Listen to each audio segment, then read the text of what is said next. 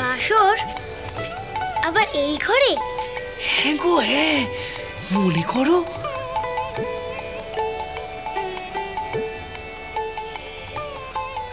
কে জানে রে কালী কেমন, কে জানে রে কালী কেমন, সরদর্শনে না পায় দর্শন। কে জানে রে কালী কেমন, কে জানে রে কালী কেমন।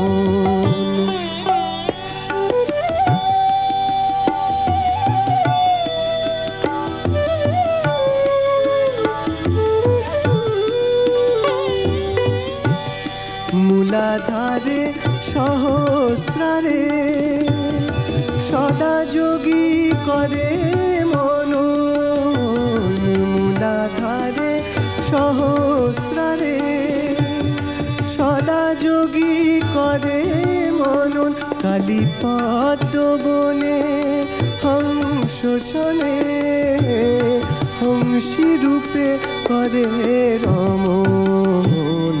কে জানে রে কালী কেমন, কে জানে রে কালী কেমন। কি গো মনে পড়েছে? হ্যাঁ, বেশ গেছিলে, আবার গাও। ও মামি, ছোট মামার গান তোমার পছন্দ? হ্যাঁ, গাইতে বলো না তোমার মামাকে। পাগল নাকি? কেন? তোমার সেই খুড়ো মশাই বাড়ি আছেন না, সেই যে গো যিনি বউ ভাতের পর তোমাকে কোলে তুলে নিয়ে চলে এসেছিল। হ্যাঁ, ভীষণ রাগী মানুষ উনি। আমার গান শুনে যদি শ্বশুর বাড়ি থেকে ঠেলে বার করে দেন। ও মা, কি অলক্ষণে কথা গো। জানি না বাপু, শেষে এই রাত দুপুরে আমাকে যদি বার করে দেয়, আমি পথ চিনে কামারপুকুর ফিরতে পারবো না। বেশ হবে। ও দিদি, শুনছো তোমার জামাই ভগবানের কথা? এখন যত দোষের ভাগী আর কেউ নয়, খুড় শ্বশুর মশাই। বোঝো। পালাই বাবা, এর সামনে থাকাও বিপদ। কথার কোনো ছিঁড়ি ছাদ নেই। চল হে। ভারী মুখ তোমার, কিসব বলো? মা খুড়িমা পালিয়ে গেল। হ্যাঁ অমনি তো। এবার থেকে তুমি ভালো করে শাসন করো তো মামাকে, তবে যদি শুধরায়।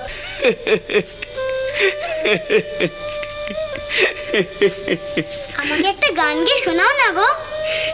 এখন নয়, কামারপুকুর চলো, সেখানে গিয়ে তোমাকে অনেক গান শোনাবো।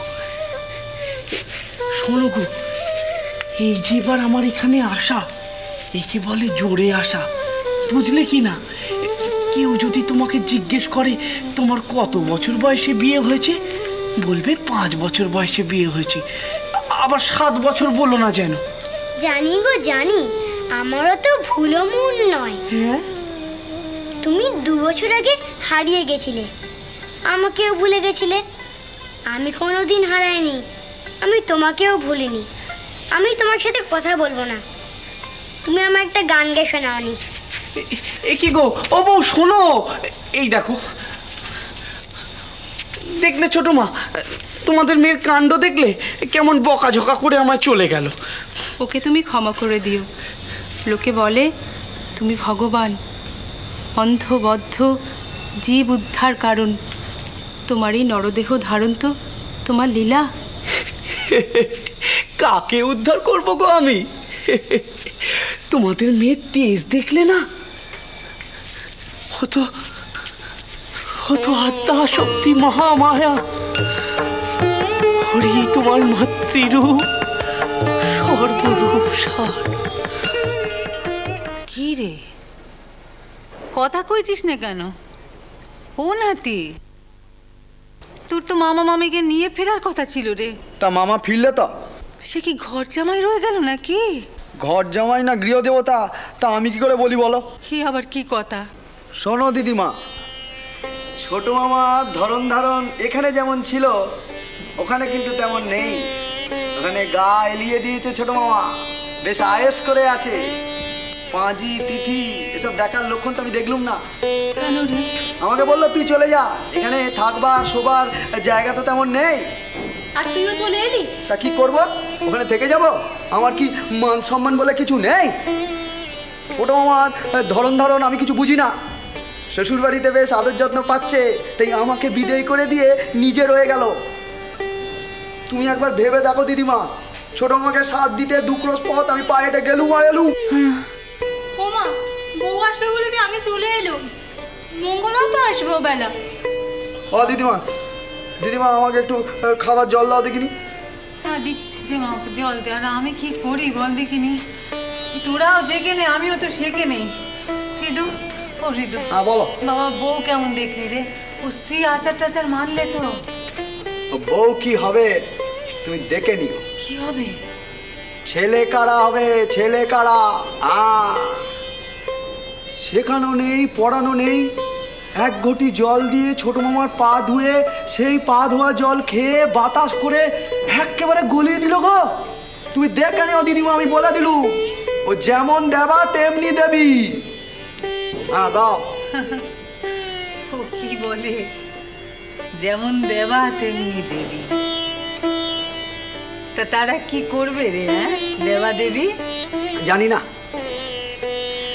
ছোট মামা তো যাবার সময় সারাটা পথ আমাকে বোঝাতে বোঝাতে গেল, তোর ছোট মামি মানবী নয়, সাক্ষাৎ ভগবতী।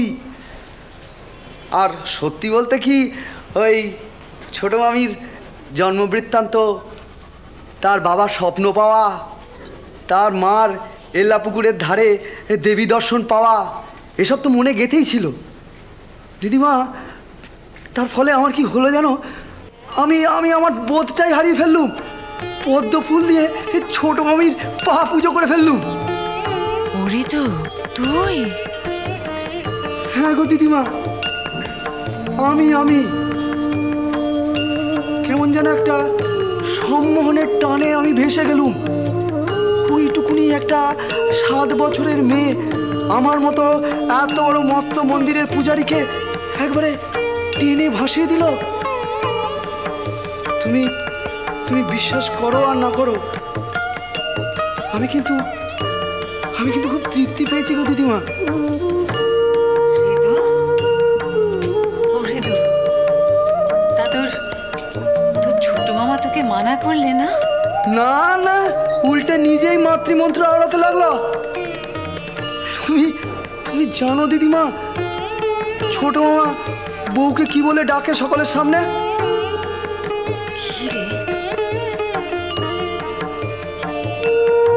বলে আদ্যা শক্তি মহামায়া।